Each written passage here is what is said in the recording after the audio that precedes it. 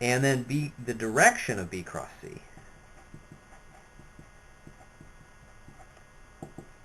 First of all, it is along the direction perpendicular to the plane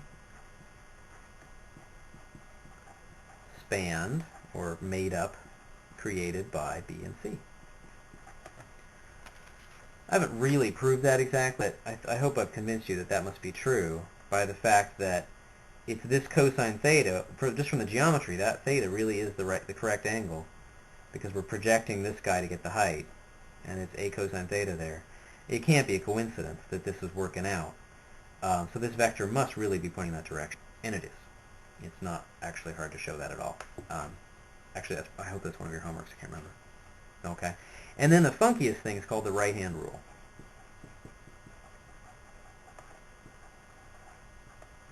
Okay. And that's something better explained live and in person, I have to say. But I'll go ahead and say it so this is complete. It has to do with that orientation stuff. And it has to do with the fact, okay, let's put a little question mark in it and let me explain it. Okay. Let's go back to volumes, because it really, really has to do with volumes. Really important that it has to do with volumes. You might notice this little pet peeve of mine as a differential geometer, that people don't present the determinant in a fully geometric way. There is the standard box. The data for that are 1, 0, 0, 0, 1, 0, 0, 0, 1. I, j, k. The determinant of that ought to be 1.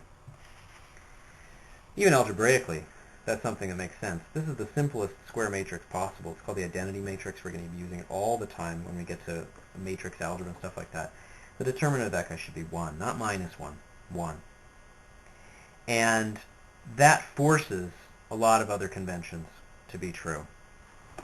If I want this thing to be 1, then this is A dot B cross C.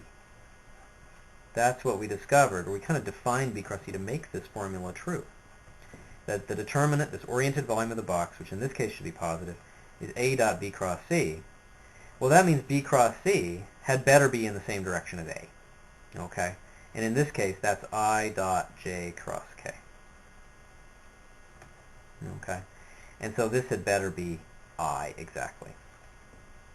So it's got to work in this way where J cross K is equal to I. Well, the right-hand rule, this is my right hand. Don't know if you can tell that. You can tell that, right? If you can't, you should think for a second about this. Okay?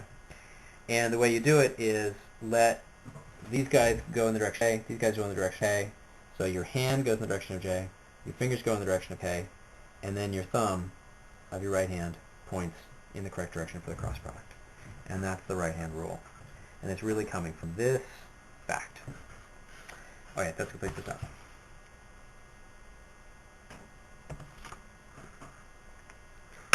Shooby-dooby. Now I have to upload this fucker.